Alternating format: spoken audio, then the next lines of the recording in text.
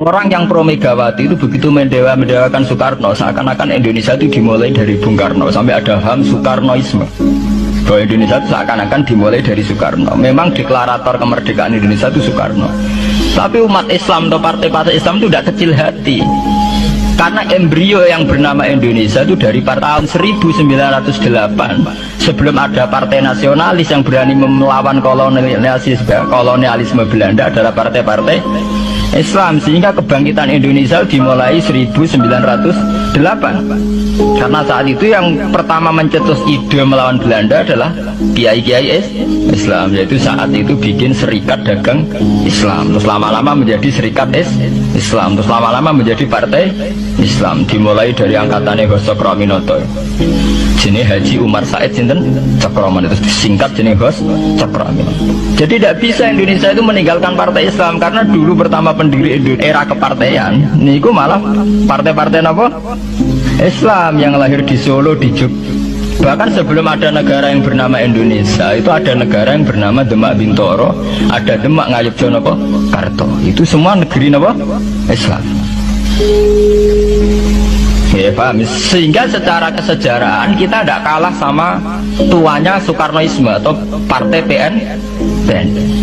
Dan sampai kan kita ini kan kayak dinabubukkan, seakan-akan Indonesia itu dimulai dari Soekarno. Sehingga nak wani Pak Karno itu koyo-koyo itu kita anti Indonesia.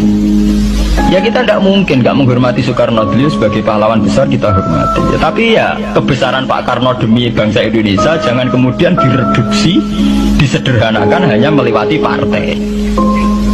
Ya itu kan namanya pekerditan. Tentu Pak Karno bikin negara ini ya untuk semua bangsa, bukan untuk PDIP saja, bukan untuk partai-partai marhainisme saja, juga bukan untuk partai-partai yang berpaham Soekarnoisme saja. Ya sama, tapi kita juga adil, sebagai kiai juga adil. Hos Cokroaminoto bikin partai Islam adalah untuk mengusir Belanda dari bumi Indonesia, yang nantinya juga untuk kepentingan semua bangsa Indonesia, tidak hanya yang Islam saja. Ya kita adil, sama-sama adil. Saat nasionalisme tidak mengurangi keagamaan, saat keagamaan tidak mengurangi nasionalis. Tapi itu tadi, kemudian ini dikerdilkan secara politik. Sawangannya nawas duet Pak Hasim Mega nasionalis religius itu sudah ditren. Agar duet tenangane pasangan nasionalis sampai apa nak nasionalis terus wajib sholat, apa nak religius terus gak wajib nasional. Sebetulnya itu kan apa kan orang Indonesia itu wajib sholat hanya karena atas nama nasionalis. Apa nak gue SKI itu wajib bayar pajak. Itu kan pengkerdilan, proses pembohongan ya. Pembohongan secara publik. Itu dibodohno, sedurunge bodoh kan. Itu kan repot. Namanya sedurunge bodoh dibodohno kenapa? Nurut. Makanya kalau seneng ya, kayak kemarin hari kebangkitan nasional itu seneng kalau diungkap terus di TV bahwa kebangkitan Indonesia dimulai dari 1908.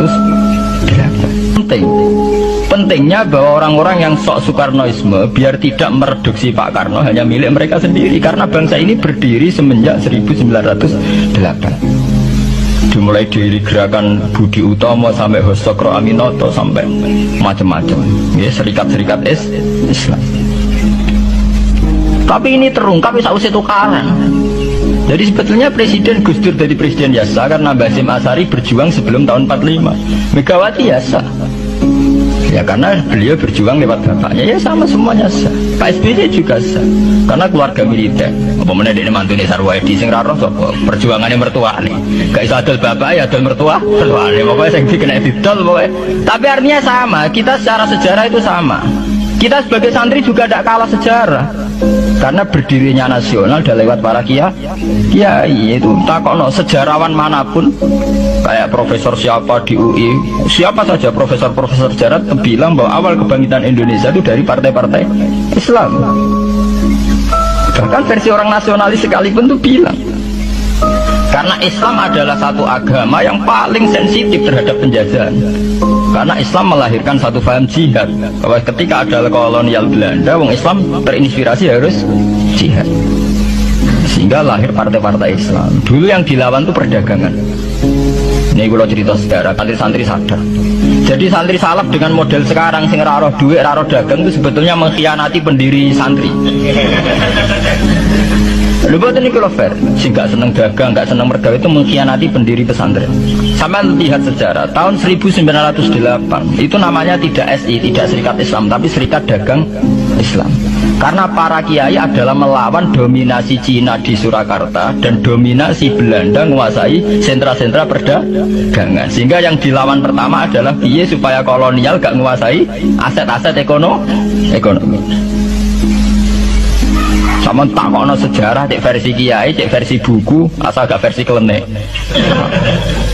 Itu pertama yang dilawan para ulama adalah penguasaan aset ekonomi oleh Cina dan Belanda, sehingga mereka bikin serikat dagang.